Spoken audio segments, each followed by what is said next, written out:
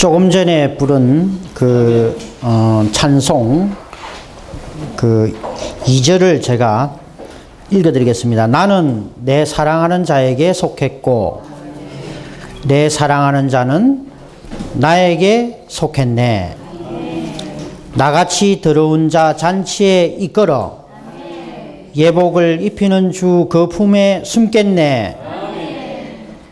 3절 신부의 장식품은 다른 것 아닐세.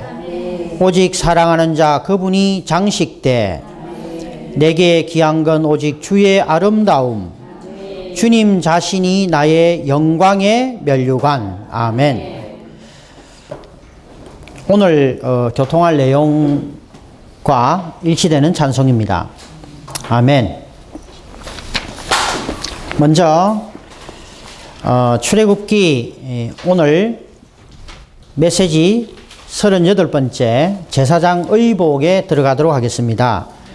성경 구절을 4구절 정도 같이 읽겠습니다. 출애굽기 28장 1절로 4절입니다. 너는 이스라엘 자손 가운데서 너의 형 아론과 그의 아들들 곧 나답과 아비후와 엘르아살과 이다마를 너에게 가까이 오게 하여 제사장으로서 나를 섬기게 하여라. 너는 내 형 아론을 위해 거룩한 의복을 만들어 그를 영화롭고 아름답게 하여라. 너는 지혜로운 마음을 가진 모든 사람 곧 내가 지혜의 영으로 충만케 한 사람들을 말하여 그들이 아론에게 의복을 만들어 주어 그를 거룩하게 하고 제사장으로서 나를 섬기게 하여라. 그들이 만들 의복은 가슴바지와 에봇과 겉옷과 각양의 무늬를 넣어 짠 긴 속옷과 두건과 허리띠이다. 이렇게 내 형 아론과 그의 아들들에게 거룩한 의복을 만들어 주어 그가 제사장으로서 나를 섬기게 하여라. 오늘 이 28장 1절로 29절까지를 제가 먼저 말씀을 나누고 그 후반부는 또 다른 강사님이 다루게 될 겁니다. 그런데 28장에서 우리가 주의해야 될 이 구절을 본다면 1절에 이 나를 섬기게 하여라. 나를 섬기게 하여라. 2절에서는 이 거룩한 의복을 만들어서 이 제사장들을 영화롭고 아름답게 하여라. 그리고 3절에서는 이 의복을 만들어 주어서 그들을 거룩하게 하고 나를 섬기게 하여라. 그리고 4절에서도 나를 섬기게 하여라. 이렇게 되어 있습니다. 그리고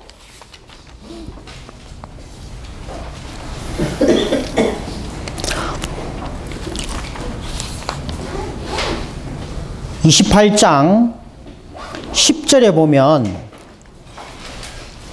여기 이름을 새겨라. 만호 보석 2개를 그 제사장의 어깨 위에 두게 되는데 거기에 이스라엘 아들들의 이름을 새기는 거죠. 그리고 보석 세공 기술자가 인장 바지를 새기듯 그 보석에 이스라엘 아들들의 이름을 새겨라. 새겨라. 이렇게 되어 있습니다. 그리고 40절에 보면 28장 40절 너는 아론의 아들들을 위하여 이런 것들을 만들고 그들을 영화롭고 아름답게 하여라. 다시 한번 반복하고 있죠. 그리고 41절에 보면 너는 형 아론과 그의 아들들에게 이것들을 입힌 다음 제사장 의복을 입힌 다음 그들에게 기름을 부어 헌신하게 하고 그들을 거룩하게 하여 제사장으로서 나를 섬기게 하여라. 예, 이렇게 되어 있습니다.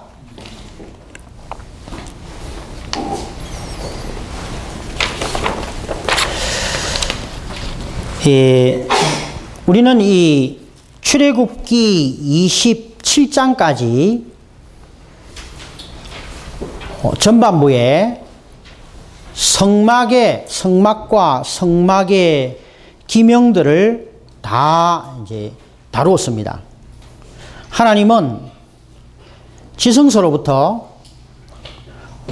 지성소에 있는 정거계로부터 쭉 바깥마당 쪽으로 해서 그 기구들을 성막에 관련된 일체를 다 말씀하시고 난 뒤에 28장에 와서 제사장의 부분을 다루기 시작합니다. 예.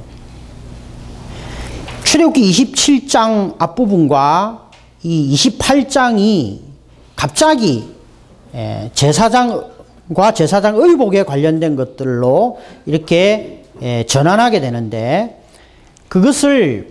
이것은 큰 의미를 가지고 있습니다. 네.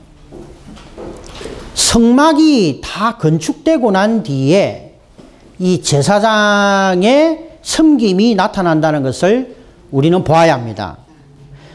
교회에 대한 두 방면이 있는데 하나는 하나님의 거처의 방면인 교회가 있고요. 또 하나는 제사장 체계 방면에서의 교회 방면이 있습니다. 오늘날 교회는 하나님의 집일 뿐만 아니라 베드로전서 2장 5절에 그러면 여러분 자신도 살아있는 돌들로서 영적인 집으로 건축되어 거기서 한 단락이고요. 예수 그리스도를 통하여 하나님께 기쁘게 받으실 영적인 희생 제물을 드리는 거룩한 제사장 체계가 됩니다. 성막은 하나님의 거처고 제사장들은 제사장 체계이죠. 섬기는 이들입니다. 성막은 하나의 거처고 제사장들은 하나님을 섬기는 이들이고 섬기는 일들이죠. 제사장의 봉사가 있으려면 가장 먼저 선행되어야 될 것은 건축이 있어야 된다는 것입니다. 건축이 있어야 된다는 거죠. 건축이 먼저 언급되고 난 뒤에 섬기는 이들인 제사장들이 언급된다는 것을 우리는 볼 필요가 있습니다.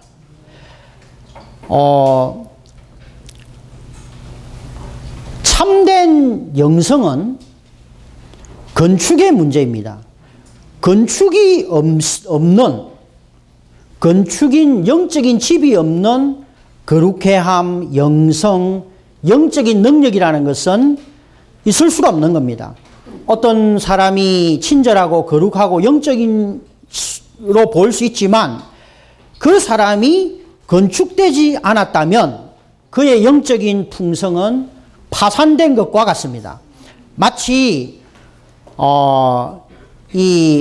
예를 들어서 이 건물이 지어지기 위해서 좋은 타일과 좋은 목재와 좋은 철골과 좋은 인테리어 소품과 벽지와 창틀들이 건축되지 않고 이러한 건물로 구성되지 않고 나열되어 있다면 그것은 시간이 지나면 아무리 그것이 아름다운 재료라 할지라도 비바람에 훼손되고 강한 열에 의해서 훼손될 수밖에 없다는 것이죠. 그것들이 견고하게 건축이 될 때 이 벽지는 오래 가는 겁니다. 이 나무도 서로 이 콘크리트와 나무와 또는 이런 조명과 이런 타일들이 건축이 될 때 서로 보호가 되고 덮개가 될 수 있다는 것이죠. 그래서 개인적인 영성, 개인적인 어떤 거룩함 이런 것들은 건축이 없는 이런 것들은 하나님을 섬길 수가 없는 것입니다.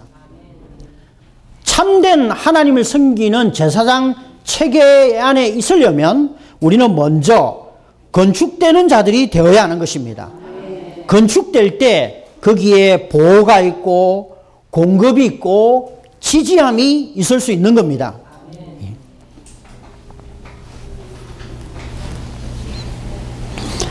사도행전 1장 14절 15절에 보면 주님이 죽고 이제 부활하시고 난 뒤에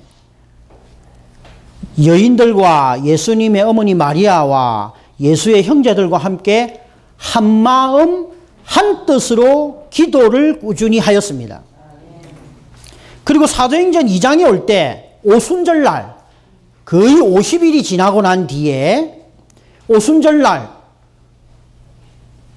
성령이 임하고 거기에 강한 성령의 역사로 인하여 그게 교회가 산출된 것입니다.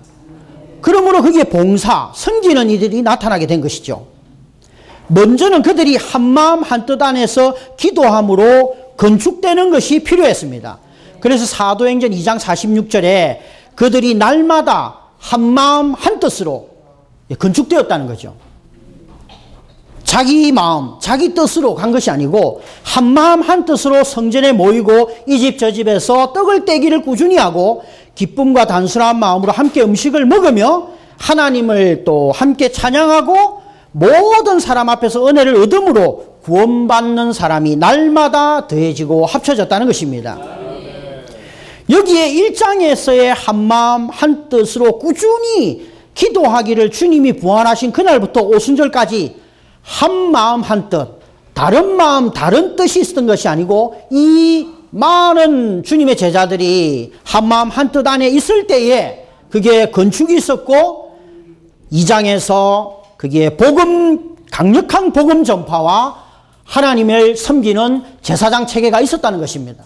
베드로가 일어서서 복음을 전할 때 11 사도들이 함께 섰던 것입니다. 로마서 12장 1절에 보면 그러므로 형제님들 내가 하나님의 자비로 말미암아 여러분에게 권유합니다. 여러분의 몸을 하나님께서 기뻐하시도록 거룩하고 살아있는 희생제물로 드리십시오. 이것이 여러분의 합리적인 봉사입니다. 로마서 1장부터 11장까지에는 봉사에 대해서 언급되어 있지 않습니다. 물론 로마서 1장에서 바울이 내 영 안에서 섬기는 하나님이라는 어떤 구절이 있지만 거기에는 어떤 봉사를 언급한 부분이 없습니다. 로마서 1장에 하나님의 복음을 말하고 로마서 2장과 3장 절반까지 유죄 판결을 말합니다. 유죄 판결을 말하고 난 뒤에 3장 절반부터 4장까지 칭의, 어렵다함을 말하죠. 5장에서는 아담 안에서의 체험, 6장 안에서는 그리스도 안에서의 체험, 7장 안에서는 육체 안에서의 체험, 8장에서는 그리스도 영 안에서의 체험, 그리고 9장, 10장, 11장에 선택을 언급합니다. 거기에는 섬김을 말하는 것이 아닙니다. 믿는 이들이 개인적으로 먼저 주님을 로마서 12장에 이러한 합리적인 봉사, 합당한 봉사, 논리적인 봉사, 이러한 봉사에 들어가기 위해서는 먼저 로마서 1장부터 로마서 11장까지의 체험과 생명의 성장이 먼저 동반되어야 하는 것입니다. 그럴 때 로마서 12장의 몸의 생활과 교회 생활 안에서 단체적인 제사장으로서의 봉사, 섬김, 드림이 이루어질 수가 있는 것입니다. 그래서 우리가 이 출애굽기 28장을 볼 때 알아야 될 것은 먼저 우리가 어떤 개념을 잡아야 되는 것은 성막이 건축되고 난 뒤에 건축될 때에야 비로소 제사장들의 섬김이 있다는 것이지요. 출애굽기 28장 1절에 보면 여기 아론과 그의 아들들이 나오는데 예표론적으로 아론은 그리스도를 말하고 그의 아들들은 많은 제사장들로서 그분의 백성들을 말하는 겁니다. 믿는 이들을 말하는 것이죠. 우리는 장래에 어느 날 모두가 제사장들이 될 것입니다. 지금은 부족한 아주 결핍된 제사장들이지만 하나님은 우리를 다 제사장들로 만드실 것입니다. 예. 제사장 체계라는 말이 나오는데 베드로전서 2장 5절에 제사장 체계. 제사장 체계는 제사장들의 무리, 개인을 말하는 것이 아니고 건축된 한마음 한뜻 안에 있는 무리, 함께 일하고 섬기는 제사장들의 단체를 말할 뿐만 아니라 이 제사장 체계라는 단어 안에는 제사장의 직무, 제사장들이 행하는 일이나 사역을 포함하고 있는 것입니다. 자, 이제 제사장의 의복으로 들어가 보도록 하겠습니다. 제사장의 의복은 먼저 우리가 제사장 의복에 관한 기본적인 개념을 갖는다면 제사장의 의복은 오늘날 우리가 입고 있는 이런 옷하고는 개념이 다릅니다. 우리가 입고 있는 옷은 우리를 보호하는 것이고 추위로부터 우리를 추위를 막는 것이고, 예, 어떤 다른 것들로부터 우리의 몸을 가리는 것이고 우리의 아름다움을 전시하고 이런 것이죠. 그러나 성경 안에는 특별히 이 제사장의 의복은 그런 의미의 의복이 아닙니다. 성경 안에는 의복에 대한 이야기가 많이 나옵니다. 갈라디아서 3장 27절에 그리스도 안으로 침례를 받은 여러분 모두는 그리스도로 옷 입은 것입니다. 계시록 3장 5절에서는 이기는 이들은 흰옷을 입을 것이다. 이기는 이들은 흰옷을 입을 것이다. 예?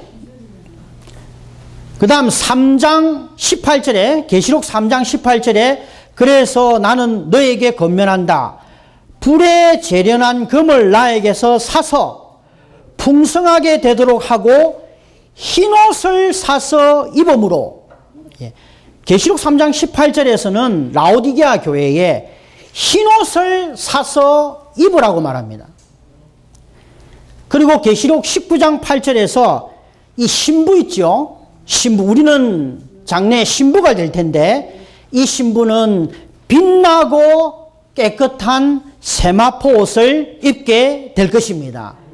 그 옷은 성도들의 의로운 행실이지요. 예.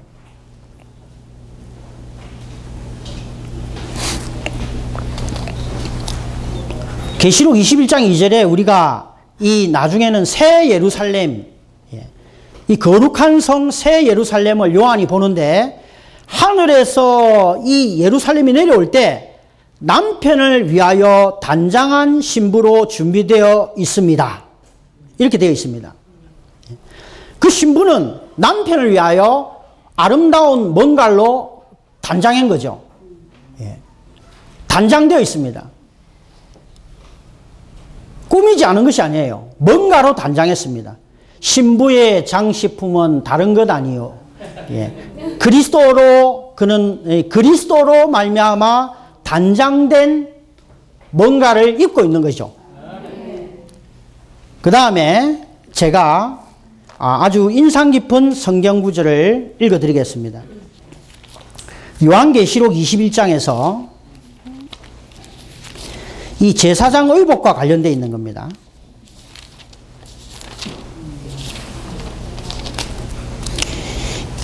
(21장 9절) 9절에 이리 오십시오. 내가 신부 곧 어린 양의 아내를 보여드리겠습니다. 어린 양의 아내는 새 예루살렘이죠. 어린 양의 아내를 보여드리겠습니다 하고 10절에서 크고 높은 산에 올라가서 하늘에서 하나님에게서 내려오는 거룩한 성 새 예루살렘을 보여주셨는데 그 성에는 하나님의 영광이 있다는 거죠. 출애굽기 28장에서 이 아론이 입은 이 의복은 영화롭고 아름답게 하리라 했잖아요. 예. 여기에 영광이 있어요. 그 다음에 12절에 보면 그 성의 12문에는 12지파의 이름이 새겨져 있습니다. 12지파의 이름이 새겨져 있어요. 12지파의 성이. 거기에 보석들이 있습니다. 성벽의 기초석은 각종 보석으로 단장되어 있는데 21장 19절에서 기초석은 벽옥이요부터 해서 이게 보석이 있죠. 12보석이 언급됩니다. 제사장의 의복에도 보석이 있죠. 여기 12지파의 이름이 새겨져 있습니다. 하나님의 영광이 그 성에는 있습니다. 그리고 여기에 또한 아름다움도 있죠. 예, 먼저 이 부분을 언급하고 들어가도록 하겠습니다. 이 제사장의 의복은 첫 번째 추위를 막는 데 있는 것이 아니고 그 목적이 그리스도를 표현하는 데 있습니다.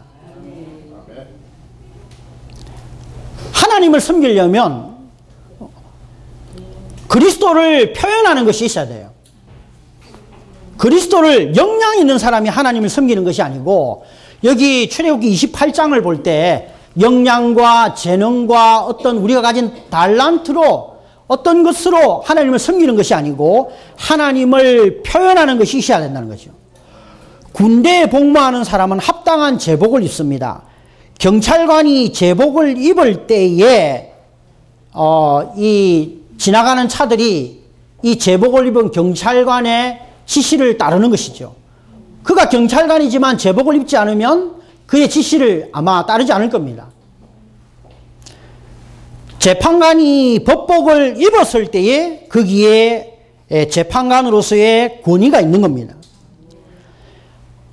경찰관이 자기의 경찰관 제복을 입지 않고 아주 멋있고 비싼 양복을 입고 있다고 한다면 그는 경찰관으로서의 자격이 없는 것입니다. 경찰관으로서의 직무를 수행하려면 경찰관의 어떤 표현, 법관의 표현인 경찰관 제복과 법복을 입어야 하는 것입니다.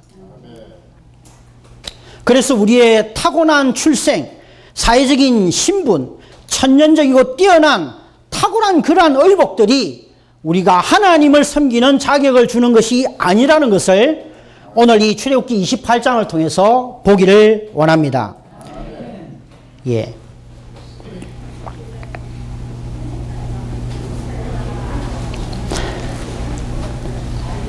여기 이 제사장의 의복은 제사장들을 거룩하게 했습니다. 거룩하게. 이 제사장들을 거룩하게 했습니다. 이 의복이 제사장들을 거룩하게 했다는 것이죠. 이 제사장들이 그 의복을 입을 때에 제사장들은 거룩하게 되었습니다. 예. 출애굽기 28장 3절에서 그들이 아론에게 의복을 만들어 주어 그를 거룩하게 하고 제사장으로서 나를 섬기게 하여라. 우리가 제사장의 의복을 입을 때에 우리는 거룩하게 됩니다. 하나님이 그 의복을 만들어서 아론과 그의 아들들에게 입힐 때 그들은 제사장으로서 섬기는 자격이 있게 되고 그들은 거룩하게 되고 그리고 영화롭고 아름답게 되었던 것입니다. 영화롭고 아름답게라는 말은 두 가지 의미를 가지고 있는데 영화롭다는 말은 영광이죠. 영광. 영광은 하나님이 표현될 때 영광인 것입니다. 성막이 건축되고 나서 성막 안에 하나님의 영광이 충만했고 성전이 건축되고 나서 하나님의 영광이 충만했고 새 예루살렘에 하나님의 영광이 충만했습니다. 요한복음 1장 14절에서 말씀이 육체가 되어서 우리 가운데 장막을 치시니 은혜와 실제가 충만하였다. 우리가 그분의 영광을 보니 아버지에게서 온 독생자의 영광이었다. 예. 영광은 오직 하나님께만 붙이는 겁니다. 하나님께만 돌리는 것입니다. 히브리서 3장 1장 3절에서도 그분은 하나님의 영광의 강체이시고, 이것은 여기에서 영화롭다는 말은 그리스도의 신성의 부분을 말하고 있는 겁니다. 그리고 아름답게라는 말은 그리스도의 인성의 아름다움입니다. 그래서 제사장의 의복은요, 다만 신성만 있는 것이 아닙니다. 의복에는 신성과 인성이 함께 짜여지고 연합된 그러한 표현을 가진 옷이라는 것이죠. 사복음서에서 주 예수님은 그분의 인생을 사시면서 일상생활 안에서 신성한 속성들을, 신성한 영광을, 인간의 아름다움을 통하여 표현하셨습니다. 그래서 우리가 이 인성이라고 말할 때, 이 아름답게라고 말하는 것은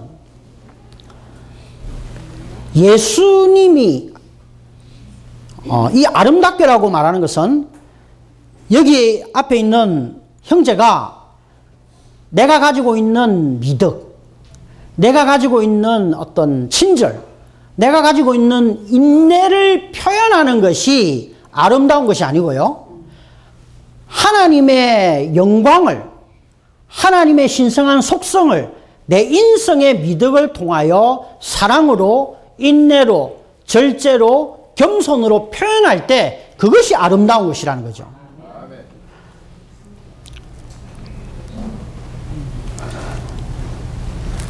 예를 들겠습니다. 사복음서에서 마태복음 4장 18절에서 예수님께서 갈릴리 바닷가를 걸으시다가 두 형제 베드로라는 시몬과 그 형제 안드레가 그물에서 바다에 던지고 있었을 때, 그들의 직업이 어부였죠. 4장 19절에서 나를 따라오십시오, 내가 여러분을 사람을 얻는 어부가 되게 하겠습니다 라고 말했을 때 그들은 즉시 그물을 던지고 예수님을 따라갔습니다. 그것은 뭐냐면 그가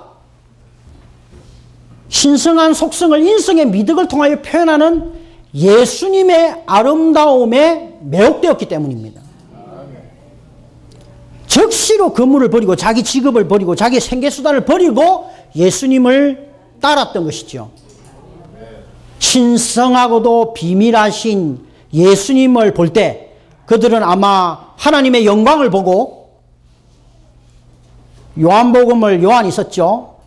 독생자의 영광을 보았고, 또 한면은 그분을 통하여 표현되는 아름다움을 보고 그들이 매혹되었을 것입니다.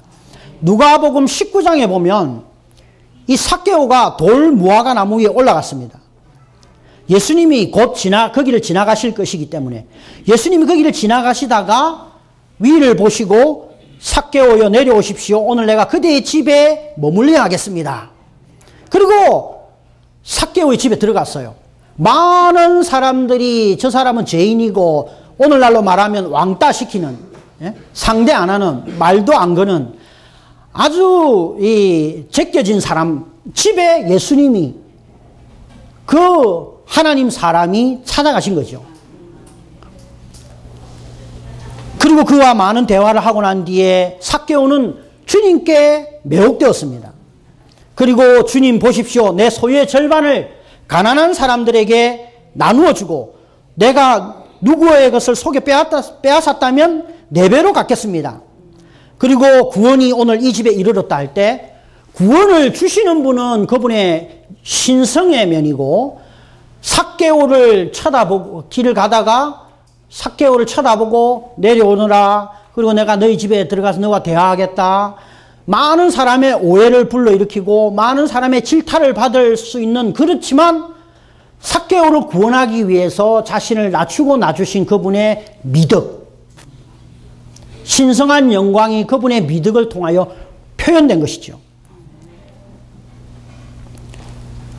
또 하나의 예를 들면 누가복음 10장 29절에 여기에 참 제사장과 이 거짓 제사장이 있습니다. 누가복음 10장 29절에서 그러나 그는 자기가 의롭다는 것을 보이려고 예수님께 물었습니다. 그러면 누가 나의 이웃입니까? 누가 나의 이웃입니까? 이렇게 말했을 때 선한 사마리아의 이야기를 주님이 하십니다. 어떤 사람이 예루살렘에서 여리고로 내려가다가 강도를 만나서 강도가 옷을 벗기고 때려서 반쯤 죽게 되었을 때 그를 버려두고 가버렸습니다. 그때에 어떤 제사장이 그 길을 지나가다가 그를 보고 피하여 지나갔습니다. 제사장이 피하여 지나갔다는 거죠. 레위인도 그곳에 왔다가 그를 보고 피해서 지나갔습니다.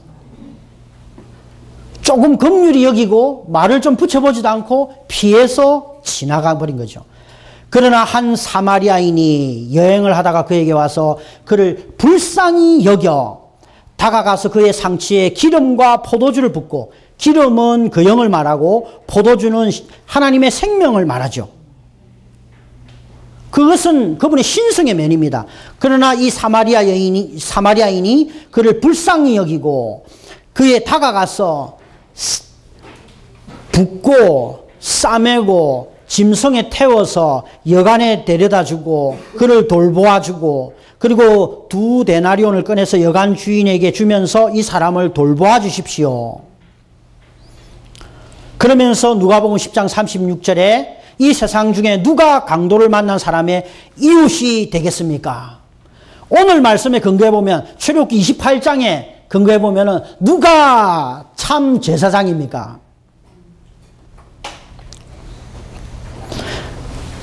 그 강도 만난 사람을 피해서 달아난 사람은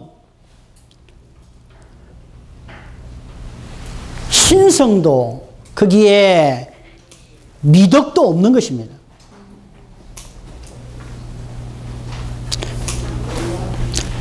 다섯 번째로 이 제사장 책에는 그리스도를 표현하는 생활을 사는 사람입니다. 우리는 하나님을 섬기려면 먼저 선결되어야 되는 것은 건축된 사람이 되어야 하고요. 두 번째, 하나님의 영광으로 모세처럼 적셔져야 하고요. 세 번째, 우리는 우리의 인간 미덕을 통하여 그분의 아름다움을 표현하는 생활을 사는 자들이 되어야 합니다. 이 제사장의 의복인 이 에봇에는 하나님의 신성을 예표하는 금으로만 만든 것이 아닙니다. 여기 세마포가, 천이, 각종 실이, 각종 색깔의 실들이 그 재료에 포함되어 있는 겁니다. 심지어 거기에 변화된 보석들이 판결 가슴바지에 박혀 있습니다. 이 제사장의 두 어깨 위에도 놓여져 있습니다. 오직 신성만 있는 것이 아니고 여기에 인성이 있다는 것을 볼 필요가 있습니다.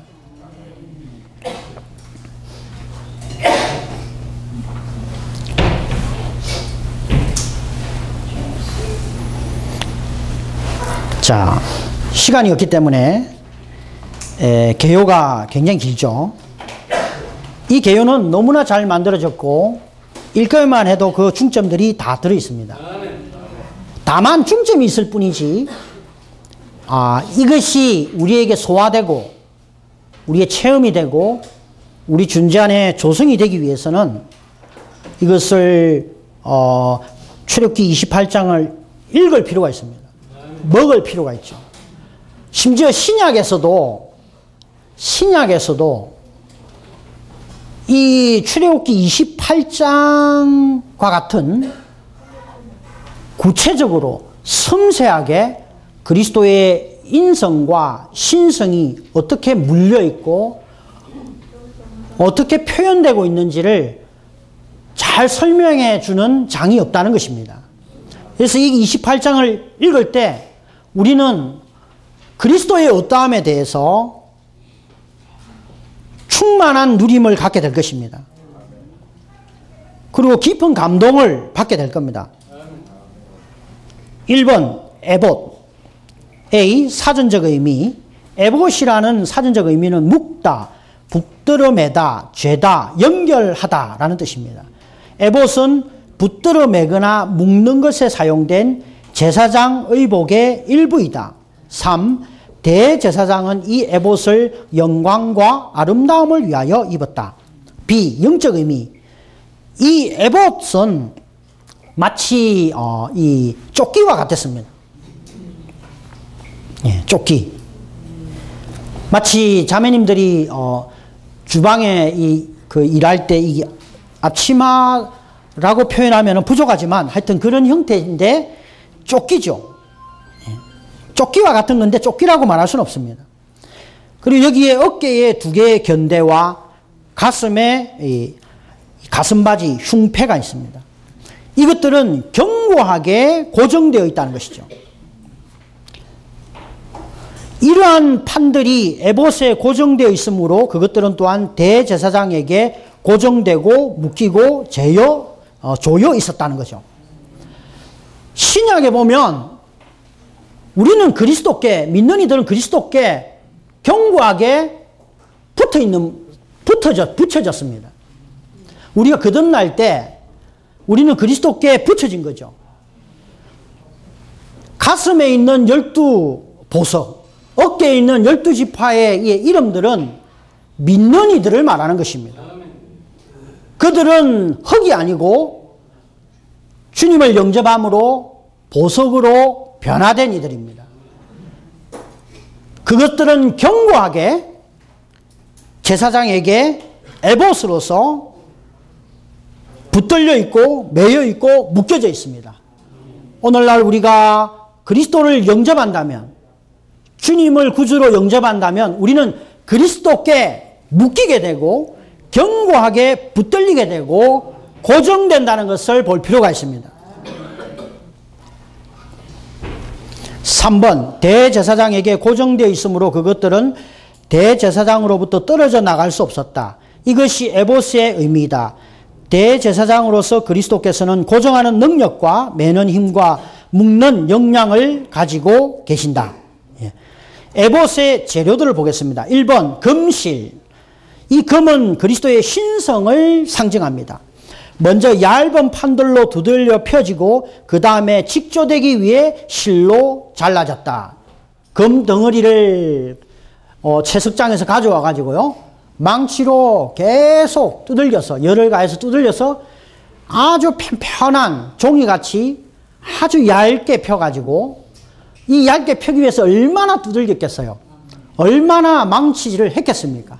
그리고 망치질만 했을 뿐만 아니라 가위로 이렇게 잘라서 그것을 실로 만들었다는 것이죠.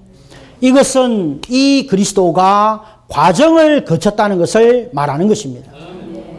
왜? 이 청색실, 자주색실, 진홍색실과 꼬여지기 위해서, 인성과 연합되기 위해서 과정을 거쳤다는 것을 의미하는 것입니다. 청색실은 그리스도의 하늘에 속한 어떠함, 자죽색실은 그분의 왕권, 진홍색실은 그분이 피 흘려 죽으심, 꼰실은 주님의 인성을 상징하고, 꼬인 것은 그분의 고난들을 상징합니다. 그분은 33년 반의 인생을 사시면서 꼬였고 꼬인 인생을 사신 겁니다. 아무런 잘못이 없었는데 그 종교인들로부터 살해당한 겁니다. D번, 두 어깨바지, 에봇의 앞면과 뒷면을 어깨에 연결함. 마노, A, 두 개의 마노는 크기에 있어서 사람의 어깨와 매우 비슷했으며 에봇의 어깨 부품 위에 부착되었고 그 위에는 각각 이스라엘 자손의 6 이름이 새겨졌다. 마노는 우리를 포함한 믿는 이들을 상징한다. 결국 모든 진흙은 마노로 변화될 것이다. 오늘 우리는 모두 완전히 변화된 건 아니지만 조금의 변화가 있습니다. 우리는 조금의 만호가 있습니다. 거듭났기 때문에.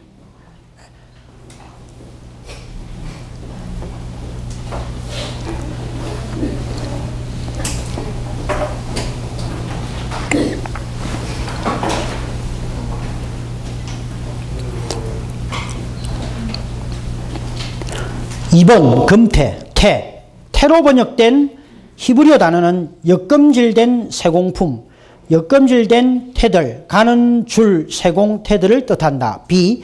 가는 줄 세공태들이 금이었다는 사실은 오직 그리스도의 신성만이 우리를 붙들 수 있음을 상징한다. 이게 엄청난 중점입니다. 이 제사장의 가슴에 있는 이 12보석은 이 보석의 테두리에 금태를 입혔습니다. 금태가 물고 있는 거죠. 그 금태와 금태가 보석과 보석을 연결한다는 겁니다. 그래서 이 가슴바지에 그것이 견고하게 붙어져 있습니다. 만약에 금태가 없다면 이 12보석은 다 흩어져 버릴 겁니다. 그래서 여기에서의 중점은 금태가 이 보석과 보석들을 연결해 준다는 거죠. 각각의 12 아들들의 이름들을 연결합니다. 믿는 이들을 연결하는 능력은 금입니다. 금이 없다면, 우리 안에 금의 성분이 없다면 우리는 옆에 있는 지체들과 연결될 수 있는 길이 없는 것입니다. 지금 소그룹에 있는 어떤 지체와 또는 바로 옆집에 살고 있는 어떤 지체와 어려움이 있다면 그 어려움을 풀고 견고하게 연결되고 활력그룹으로서 서로 건축될 수 있는 길은 매일 아침 주님께 나아가서 그분의 금을 사는 것입니다. 그 옆에 있는 성도와 식사 약속을 하고 같이 화해하기 전에 우선되어야 될 것은 화해로 연결되고 건축되고 용서되는 것이 아니고 금의 성분이 필요한 것입니다. B번 읽었고 3번 서로를 아름답게 함과 영원한 기념. 우리가 에봇에 부착된 보석들처럼 주님께 부착될 때 우리는 그분의 표현에 대해 추가된 아름다움이 되고 그분의 표현은 우리를 붙잡는 우리의 아름다움이 되고 여기에 서로를 아름답게 하는 것이 있다. B. 만호들은 하나님 보시기에 기념이 되었다. 그것들은 그리스도 안에 놓인 교회의 기념이요 하나님의 구속된 사람들인 교회를 붙드는 그리스도의 기념이었다. 이 기념은 영원토록 지속될 것이다. 판결 가슴바지, 판결 흉패.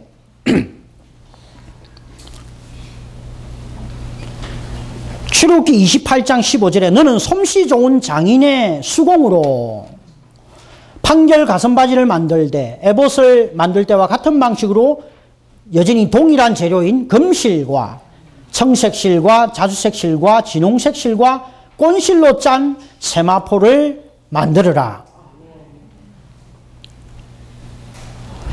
아까도 말씀드렸듯이 다시 한번 말씀드리면 제사장의 의복은 단순히 사람이 벌거벗음을 가리거나 건강을 유지할 목적으로 자신의 아름다움을 드러내기 위해서 자신의 미모를 드러내기 위해서 자신의 지위를 나타내기 위해서 입는 것이 아니고 이 의복은 전적으로 흉패를 위해서 존재하는 겁니다. 어깨에 있는 견대를 위해서 존재하는 거죠.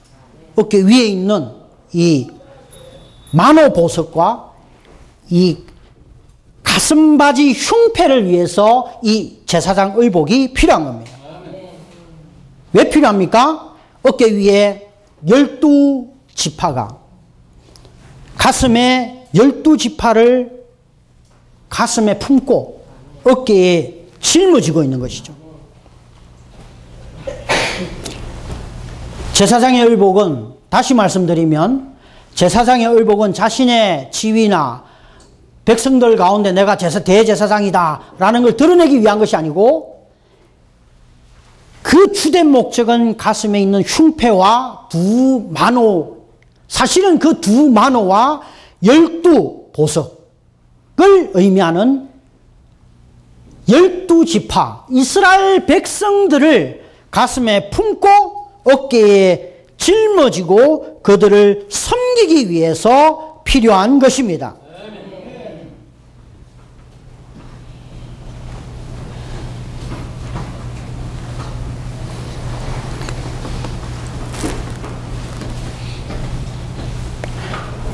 그래서 오늘날 우리가 제가 요한계시록 21장을 읽어드렸죠. 마치 이 출애굽기 28장과 요한계시록 21장은 아주 비슷한 항목들이 많습니다. 결국 오늘날 이 시대에서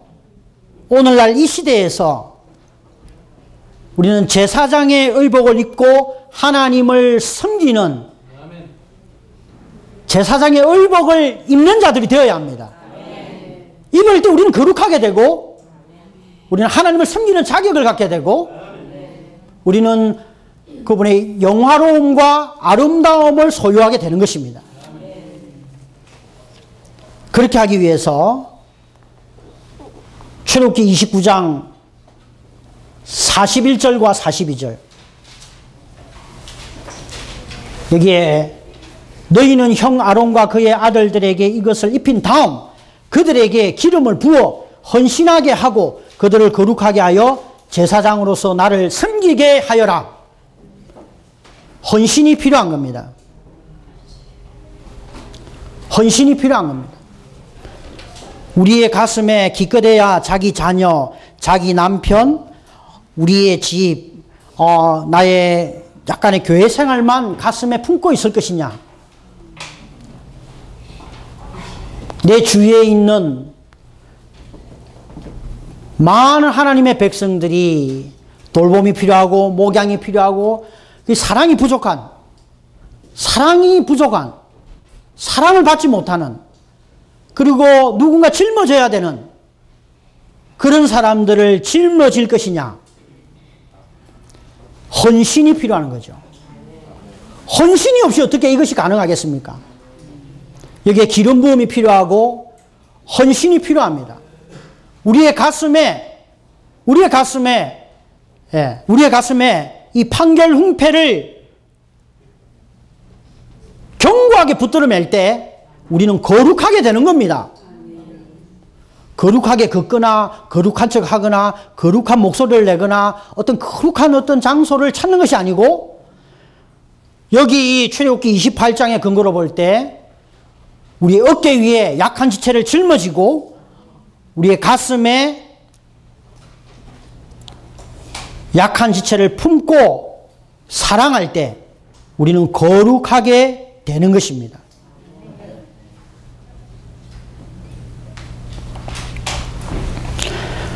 그러나 그리스도께서는 그런 분이죠. 오늘날 대제사장이신 그리스도께서는 그런 분입니다. 마치 계시록 1장 2장에 보면 이 그리스도는 세마포 옷을 입고 교회들을 거니시면서 교회를 목양하고 그들을 짊어지고 그들을 위해서 기도하고 그게 이기는 자를 부르고 계십니다. 우리도 마땅히 이 제사장으로서 그렇게 해야 하지만 어떤 지체는 짊어지는 힘이 약하고 어떤 지체는 붙잡는 사랑이 부족하다는 거죠.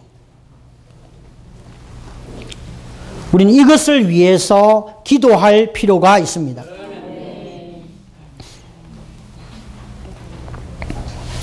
이것을 예를 들었습니다. 내가 아내를 사랑하지만 가슴에 품고는 있는데 아내를 위해서 어떤 좋은 가방을 요즘 비싼 가방을 사주려고 할 때 돈이 없다면 이 떠받치는 어깨에 힘이 약한 거죠.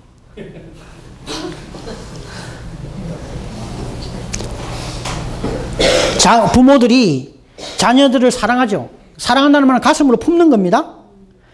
그러나 그 자녀를 위해서 뭔가 좋은 교육을 받게 해주고 싶어도 재정이 부족할 때 우리 어깨에 떠받치는 힘이 부족하다는 것을 말하는 것입니다. 그러나 우리 그리스도께서는 그분의 마음의 사랑을 가지고 계시고 그분의 양 어깨에 힘을 지니고 계신 분이십니다. 아멘. 주님을 찬양합니다. 그래서 2번에 6번을 마지막으로 읽으면서 마치도록 하겠습니다. 가슴바지가 대제사장의 마음에 품은 바 되었듯이 가슴바지로 예표된 교회는 그리스도의 마음에 품은 바 된다. 아멘. 주님을 찬양합니다. 마치겠습니다.